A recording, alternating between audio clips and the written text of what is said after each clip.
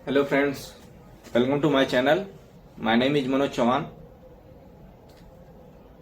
हमको बड़ा इस चीज को लेकर के कंफ्यूजन होता है कि कब गो हो जाता है, कब गोज हो जाता है, कब गोइंग हो जाता है, कब गॉन हो जाता है, कब वेंट हो जाता है। यानी कि ये बड़ा कंफ्यूजिंग मैटर है। तो इसका अर्थ कब निकलेगा, क्या निकलेगा, किस टेंस में इसका यूज होता है, इन पांचों फॉर्म्स के। तो हम आज जो डिस्कस करने वाले हैं क्रियाओं के 5 रूप को, यानी कि एक ही क्रिया को हम 5 रूप दे करके कहां कहां पर उसका यूज कर सकते हैं। तो आइए देखते हैं। यहां पर देखिए 5 फॉर्म्स ऑफ वर्ब, यानी क्रिया के 5 रूप। V1, V2, V3, V4, V5। यहां देखिए गो फर्स्ट फॉर्म हो गया, went second, gone third form हो गया, going fourth form and goes fifth form. तो गो जाना, यहां पर eat, ate, eaten, eating, eats. Do मतलब करना, तो यहां पर देखिए did second form, done, doing, does. Have, इसका हैड हो जाएगा, हैड यानी सेकेंड और थर्ड फॉर्म एक जैसे रहेंगे। हैविंग फोर्थ फॉर्म हो जाएगा, has fifth form. Be means होता है होना या बनना, तो इसका सेकंड फॉर्म 2 होगा, ये ध्यान रखिएगा। इसके सेकंड फॉर्म 2 होंगे, वाज भी होगा और वर। तो बी के सेकंड फॉर्म होते हैं, यानी वाज और वर का फर्स्ट फॉर्म क्या होता है, बी होता है। ये बहुत यूनिक चीज है, इसको आप ध्यान दीजिएगा। इसका थर्ड फॉर्म बीन का, यानी कि बीन जो है वह बी का थर्ड फॉर्म है, और जब आईएनजी जोड़ते हो तो आप बीइंग हो जाता है। और बी का जब यानी कि प्रेजेंट इंडेफिनिट में, जैसा कि आप देखते हो कि जब प्रेजेंट इंडेफिनिट में हम एस या एस जोड़ते हैं तभी तो एस आपका गोज हो जाता है, इट्स हो जाता है, डज हो जाता है, हैज हो जाता है। तो उसी तरह से बी का जब आप फिफ्थ फॉर्म बनाते हो तो आपका इज भी हो जाता है, एम भी हो जाता है और आर भी हो जाता है। तो ये ध्यान रखिएगा, ये नीचे वाला। ओके, तो अब हम जो डिस्कस करने वाले हैं वो यह है कि देखिए, अगर किसी भी इंग्लिश सेंटेंस में सब्जेक्ट के जस्ट बाद V1 या V5 दिखाई दे रहा है तो इसका मतलब वो कौन सा टेंस हो जाएगा, प्रेजेंट इंडेफिनिट टेंस होता है। वो प्रेजेंट इंडेफिनिट टेंस होता है, indefinite tense. Okay, present indefinite tense होता है। तो इसका अर्थ क्या निकालते हैं हम, ता है, ती है, ते हैं। देखिए, जैसे अगर मैं कहूं आई ईट, ओके, आई ईट, तो V1 हो गया, ये V1 है। आई ईट, तो इसका अर्थ क्या निकालेंगे, मैं खाता हूं, खाता हूं। ओके, अब ही के साथ अगर मैं कहूं ही ईट्स, ओके, अब यहां पर देखिए ही ईट्स, यानी कि यहां पर देखिए इट्स हो गया फिफ्थ फॉर्म। तो अब ये अभी प्रेजेंट इंडेफिनिट टेंस ही होगा, ये अभी आपका प्रेजेंट इंडेफिनिट टेंस ही होगा। वह खाता है, वह खाता है। तो इसका मतलब ये हो गया कि सब्जेक्ट के जस्ट बाद अगर आपको V1 दिखाई दे रहा है या V5 दिखाई दे रहा है तो वह कौन सा टेंस होता है, प्रेजेंट इंडेफिनिट टेंस होता है। और उसका अर्थ जब हम निकालते हैं तो ता है, ती है, ते हैं। ओके, क्लियर हो गया। यानी प्रेजेंट इंडेफिनिट टेंस में V1 और V5 लगता है। अब बात करते हैं सेकेंड फॉर्म, यानी सब्जेक्ट के जस्ट बाद आपको V2 दिखाई दे रहा है तो वह कौन सा टेंस होता है, पास्ट इंडेफिनिट टेंस होता है। Past indefinite tense, indefinite tense होता है। जैसे अगर मैं बोलूं कि आई एट, तो इसका अर्थ हो गया कि मैं खाता था, या फिर आप बोल सकते हो कि मैंने खाया, मैंने खाया।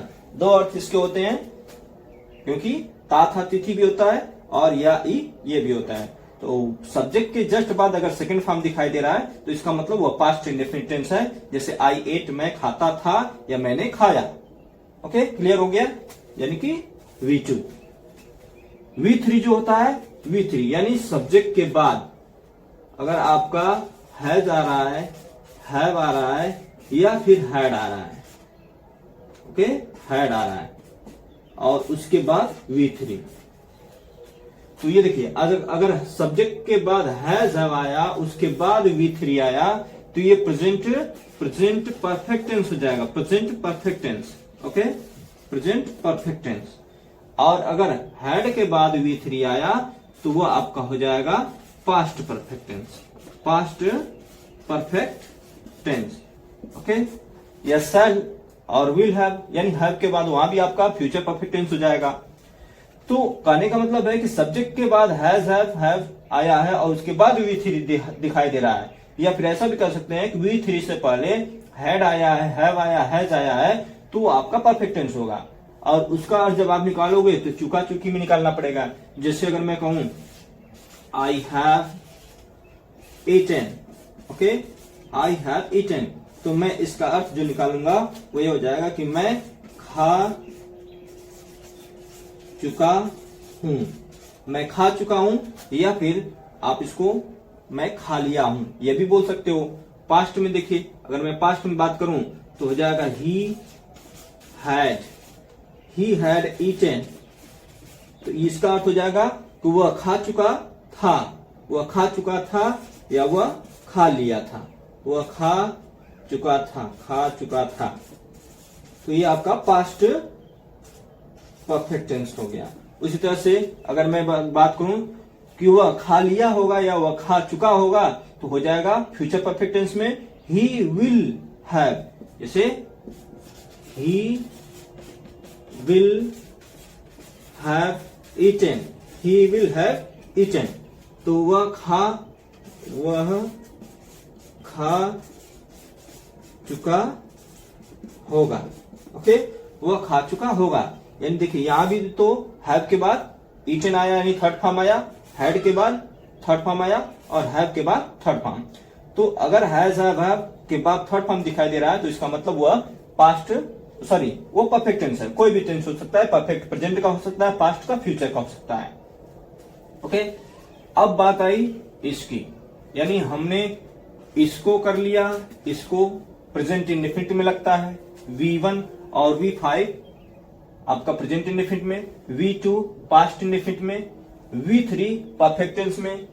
अब बात आई V4 की।